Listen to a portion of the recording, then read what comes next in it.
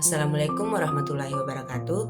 Perkenalkan, nama saya Siti Hajra dengan NIM 230404501001, program studi bimbingan dan konseling kelas A.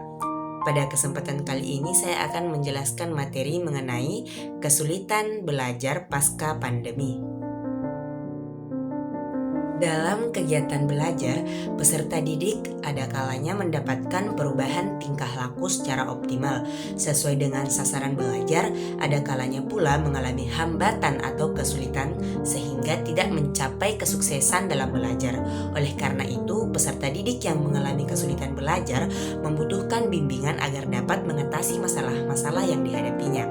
Dengan pemberian bimbingan belajar bagi peserta didik yang mengalami kesulitan belajar tersebut merupakan proses bantuan yang diberikan kepadanya untuk mendapatkan penguasaan terhadap materi pelajaran yang sedang dipelajarinya. Gejala kesulitan belajar. Yang pertama yaitu menunjukkan hasil belajar yang rendah di bawah rata-rata nilai yang dicapai kelompoknya atau di bawah potensi yang dimilikinya. Yang kedua, hasil yang dicapai tidak seimbang dengan usaha yang telah dilakukan dalam belajar. Yang ketiga, lambat dalam melakukan tugas-tugas kegiatan belajar. Yang keempat, menunjukkan sikap yang kurang wajar dalam belajar seperti acuh tak acuh, menentang, berpura-pura, dusta, dan sebagainya. Dan yang terakhir yaitu menunjukkan gejala emosional, pemarah, tidak atau kurang gembira menghadapi situasi tertentu. Jenis-jenis kesulitan belajar. Kartadinata mengemukakan jenis-jenis kesulitan belajar sebagai berikut.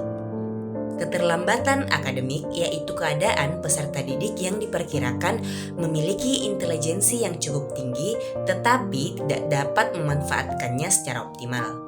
Yang kedua yaitu kecepatan belajar, yaitu keadaan peserta didik yang memiliki bakat akademik yang cukup tinggi tetapi masih memerlukan tugas-tugas khusus untuk memenuhi kebutuhan dan kemampuan belajar yang amat tinggi. Sangat lambat belajar, yaitu keadaan peserta didik yang memiliki bakat akademik yang kurang memadai dan perlu dikembangkan untuk mendapatkan pendidikan atau pengajaran khusus.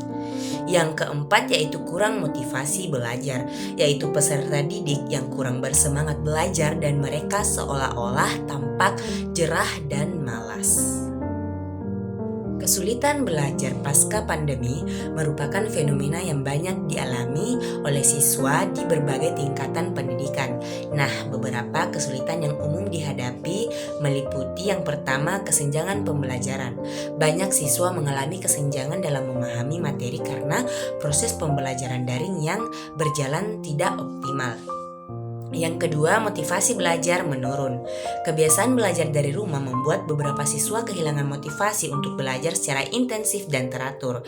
Yang ketiga yaitu keterbatasan interaksi sosial. Kurangnya interaksi sosial dengan teman sebaya dan guru mempengaruhi kemampuan sosial dan emosional siswa. Yang keempat, masalah teknologi. Tidak semua siswa memiliki akses yang memadai ke teknologi yang dibutuhkan untuk pembelajaran daring.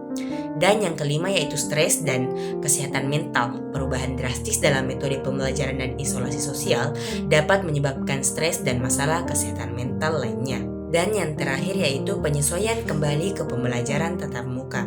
Siswa mungkin mengalami kesulitan dalam menyesuaikan diri kembali ke pembelajaran tatap muka setelah lama belajar secara daring. Berikut beberapa solusi yang dapat diterapkan untuk mengatasi kesulitan belajar pasca pandemi.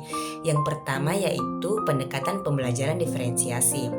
Menyediakan materi pembelajaran yang sesuai dengan tingkat pemahaman siswa. Yang kedua, meningkatkan motivasi belajar. Menggunakan metode pembelajaran yang lebih interaktif dan menarik seperti project based learning, serta memberikan penghargaan dan pengakuan atas usaha dan prestasi siswa. Yang ketiga, memfasilitasi interaksi sosial. Meningkatkan kegiatan kelompok dan diskusi di kelas untuk memfasilitasi interaksi sosial. Yang keempat, meningkatkan akses teknologi. Menyediakan perangkat dan akses internet bagi siswa yang membutuhkan dan melatih siswa dan guru dalam penggunaan teknologi untuk pembelajaran. Dan yang kelima yaitu mendukung kesehatan mental. Menyediakan layanan konseling di sekolah untuk membantu siswa yang mengalami stres atau masalah kesehatan mental.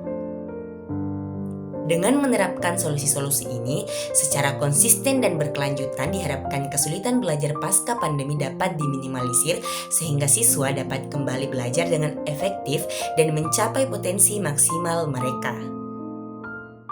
Guru bimbingan dan konseling memiliki peran penting dalam menangani kesulitan belajar yang dihadapi siswa pasca pandemi.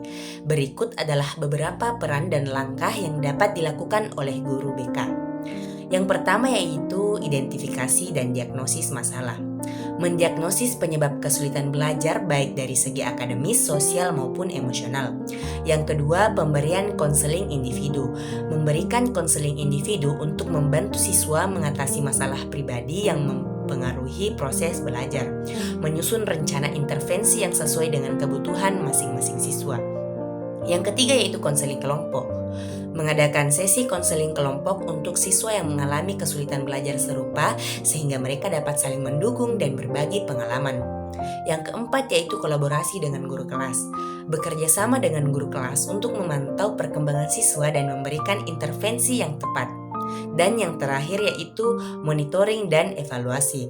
Melakukan monitoring secara rutin terhadap kemajuan siswa yang mendapatkan bimbingan dan konseling.